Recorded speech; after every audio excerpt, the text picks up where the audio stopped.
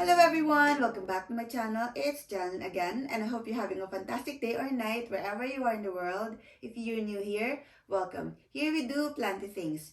So if that interests you, consider in subscribing to my channel and hit that bell button so that you're updated with my latest videos.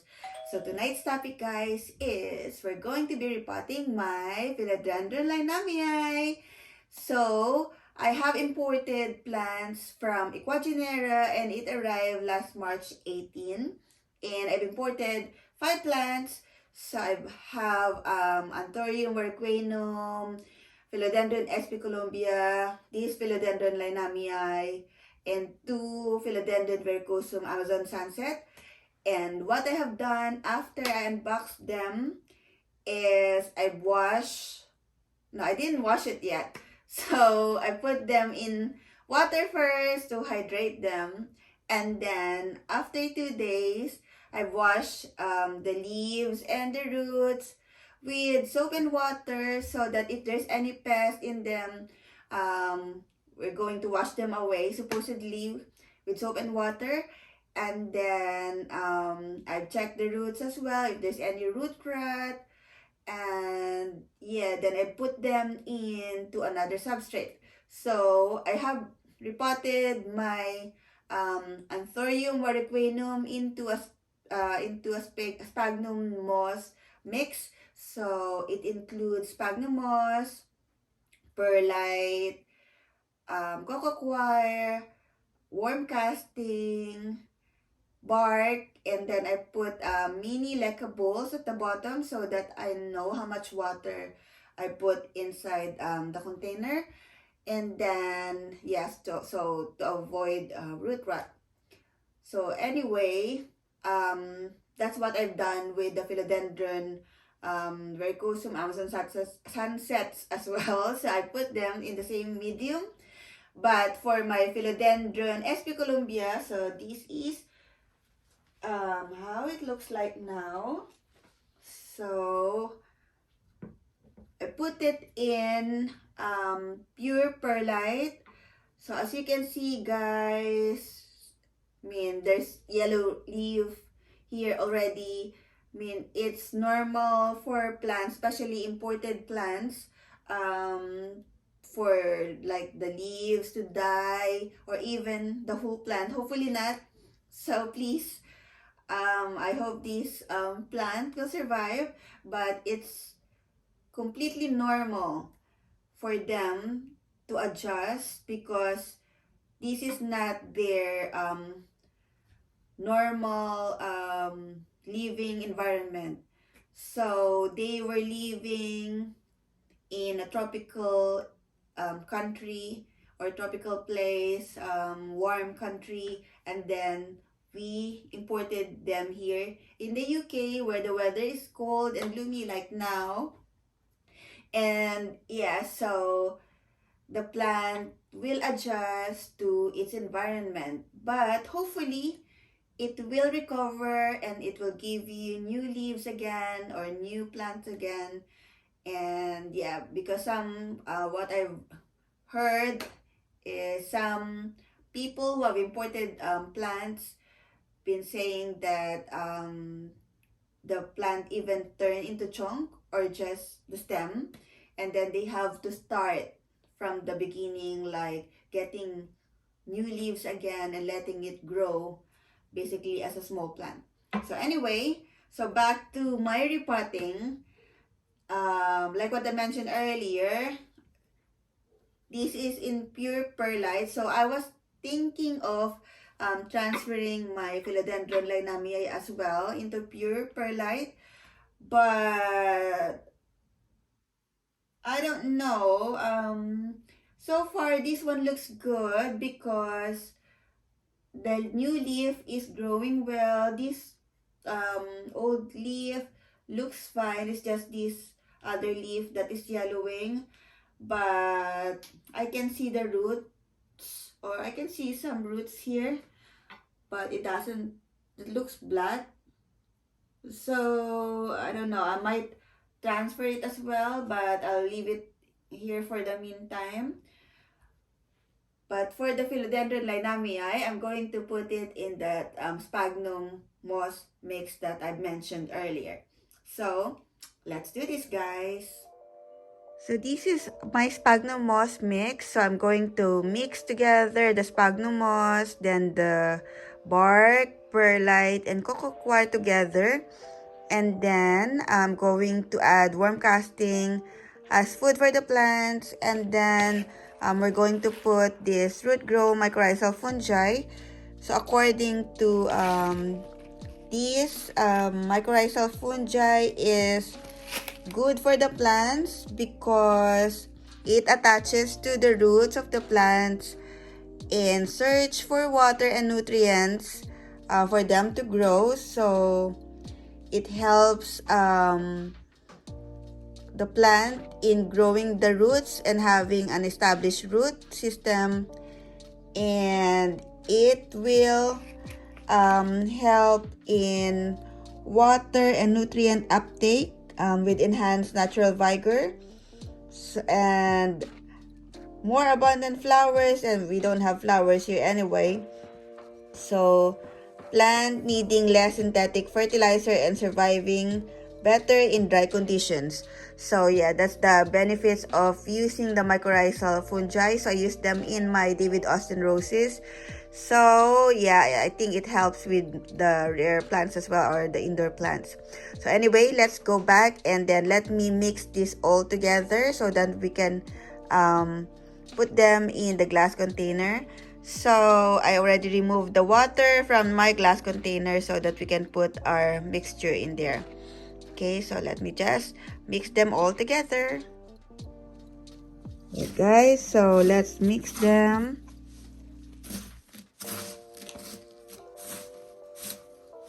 So let me mix it properly.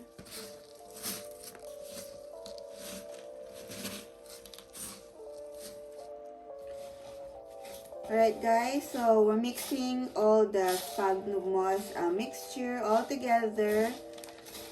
And in my Anthurium mariquinum repotting video, I didn't mix it like this. That is fine as well because in the actual environment, they're not really mixed like that, isn't it? It's like layer by layer, like sphagnum moss or dry leaves probably on top, and then sphagnum moss, and then soil. So yeah, that is fine as well.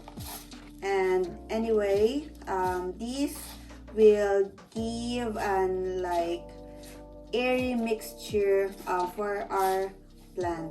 So there you go. I think I already mixed it all together. And then let me just add my worm casting. Here's our worm casting, guys. So let me just mix it with our sphagnum moss mixture. It's like a natural or organic fertilizer for our plant.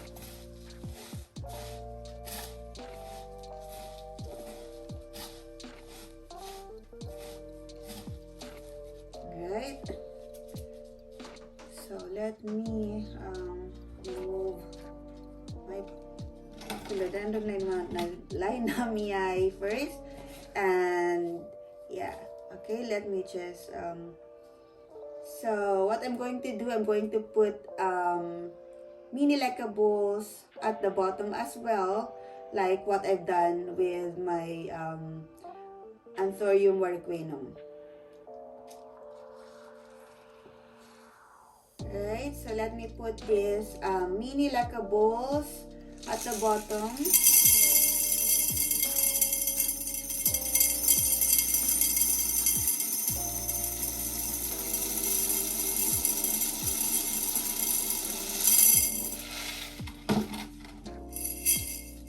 That's enough. And then let me put my sphagnum moss mix inside.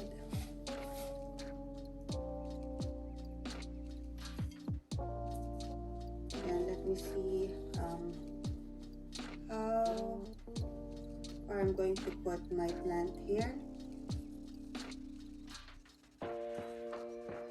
Probably I'm going to make it like this. Going to be two tones, maybe like this one. So let me place the logo like this.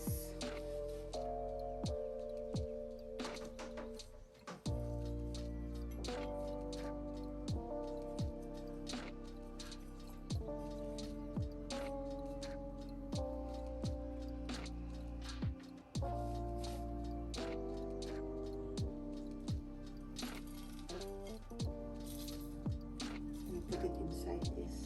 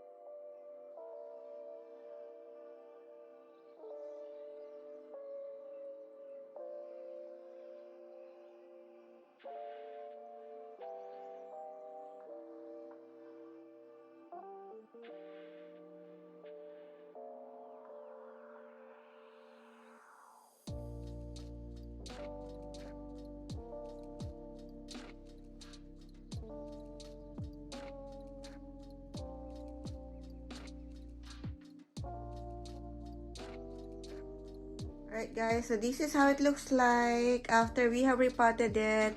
So as you can see there at the bottom, I put the mini leckables and then the sphagnum moss mix, and yeah, I didn't put it all the way to the top. So I'm going to water it, and because our mixture is dry and the plant had been in water for a while, so it still have water roots. And yeah, I'm just going to make sure that the substrate that we're using is moist but not too wet, or it will cause root rot as well. So as you can see there, I can see how much water is there inside the container. So you can see, I don't know if you can see it properly.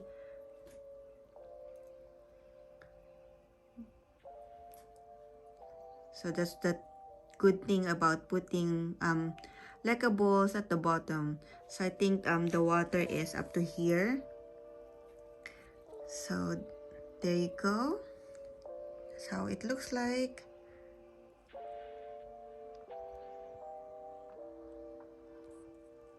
Alright guys, so now the Philodendron Lynamii is very tall. So you can see the top of the plant, but yeah, you can see here the medium that we're using for the plant. And yeah, I've noticed with the Philodendron Lynamii, even though it's super expensive here in the UK, and it's rare as well, it's easy to look after. It's low maintenance. It's just I put it in water. As you can see there, knock on wood, but there's no yellowing on the leaves. It's like it doesn't like drama. It's not doing any drama. Unlike the other plants that the leaves are yellowing, there's root rot. So thankfully, it looks like the Philodendron Lynamii is low maintenance. And yeah, hopefully it will like its new medium, and it'll open this new leaf. So I have here a cataphyll, and yeah, that's what the Philodendron Lynamii is known for its beautiful new leaf, which is colored pink, and then as it matures, it becomes green like these others. And yeah, so there you go. Thank you so much for watching my video. Please like this video and subscribe to my channel if you haven't subscribed yet. And I'll see you again soon in my next video. Happy gardening!